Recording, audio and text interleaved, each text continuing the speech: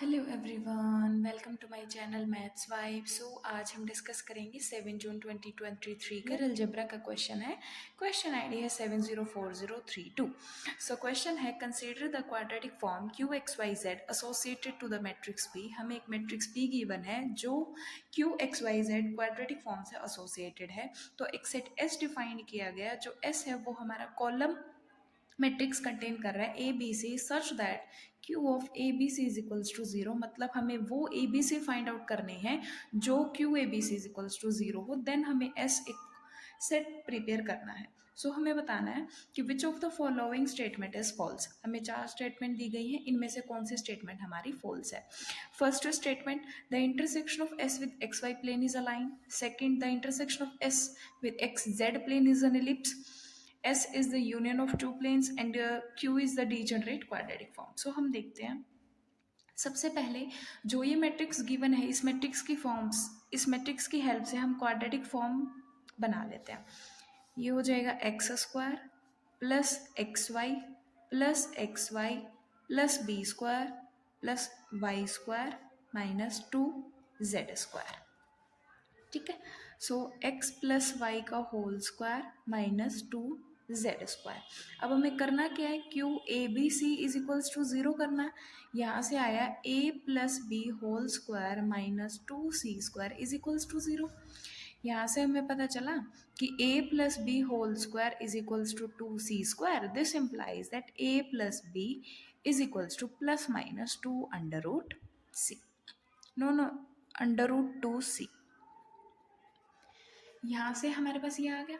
हमें इसने first option में बोला the intersection of S with X Y plane is zero. जब एक्स वाई प्लेन है तो ये क्या इंप्लाई कर रहा है, z जीरो होगा। z जब जीरो होगा तो z के कॉरेस्पॉन्डिंग जो कोऑर्डिनेट c है वो भी जीरो होगा। यहाँ क्या हो जाएगा, c की value zero, that is a plus B is equals to zero. अगर एक्स वाई की फॉर्म में लिखें then y is equals to minus X. ये क्या है, ये एक लाइन है। जो फर्स्ट ऑप्शन में बोला गया है कि s इज द s की जब हम एक्स वाई प्लेन के साथ इंटरसेक्शन लें तो हमारी एक लाइन ही आएगी। हमने एक्स वाई प्लेन कंसीडर किया जहाँ पर z जीरो था, फिर हमने जो हमारे ए बी सी आए थे वो हमने कंडीशन सेटिस्फाई करवाई तो हमारे पास एक लाइन ही आ गई। तो फर्स्ट ऑप्शन तो हमारा करेक्ट है, हमें फॉल्स चूज करना है, तो ये ऑप्शन हमारा नहीं होगा। Second, the intersection of s with the X Z plane is ellipse. Again X Z plane है तो क्या हो जाएगा, y जीरो होगा।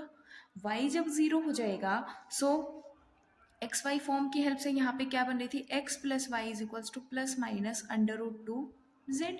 Y zero X is equals to plus minus under root 2z। ये क्या है, ये भी तो एक लाइन की ही इक्वेशन है, ये इलिप्स तो नहीं है। बट ऑप्शन में बोला गया कि the intersection of s with X Z plane is ellipse, but हमें लाइन भी ली है, तो ये ऑप्शन ऐसा है जो फॉल्स है, तो सेकेंड ऑप्शन आ गया। ठीक है, वैसे ये बी पार्ट का है तो सिंगल करेक्ट है, बट हम थर्ड और फोर्थ ऑप्शन भी देख लेते हैं। S is the union of two plane. S में हमारे ऐसे आए ए बी सी जो इस कंडीशन को सेटिस्फाई करते हैं। इसमें क्या है, A plus B is equals to plus under root 2c and A plus B is equals to minus under root 2c। जो ए बी सी आएंगे एस सेट में वो हमारे इस तरीके के होंगे जो इस कंडीशन को सेटिस्फाई करेंगे, और वो भी होंगे जो इस कंडीशन को सेटिस्फाई करेंगे। तो दोनों टाइप के होंगे, तो जो हमारा एस होगा वो हमारा, और ये प्लेन ही तो है, तो जो S होगा वो हमारा यूनियन हो जाएगा दो प्लेन्स का। तो ये स्टेटमेंट भी हमारी ट्रू है। फोर्थ कह रहा है कि Q is degenerate quadratic form. हम ये कैसे पता चलेगा कि जो भी हमारी मैट्रिक्स गिवन हो, जो भी हमारी मैट्रिक्स गिवन हो, अगर उस मैट्रिक्स का रैंक हमारा ऑर्डर के ही बराबर आ जाए तो हम कहेंगे नॉन डीजेनरेट। अगर इससे लेस आ जाता है तो हमारा डीजेनरेट हो जाएगा। अब ये जो मैट्रिक्स है ये हमारी 3x3 की मैट्रिक्स है, बट इसका जो रैंक है वो 2 है। रैंक ऑफ बी कितना है, 2, 3 के इक्वल नहीं है। यहाँ से पता चला कि जो बी है वो हमारी डीजेनरेट है,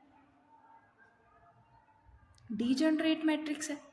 अब जब ये डीजेनरेट मैट्रिक्स है तो जो क्यू एक्स वाई होगी, जो हमारी क्वाड्रेटिक फॉर्म होगी, वो भी हमारी डीजेनरेट क्वाड्रेटिक फॉर्म होगी।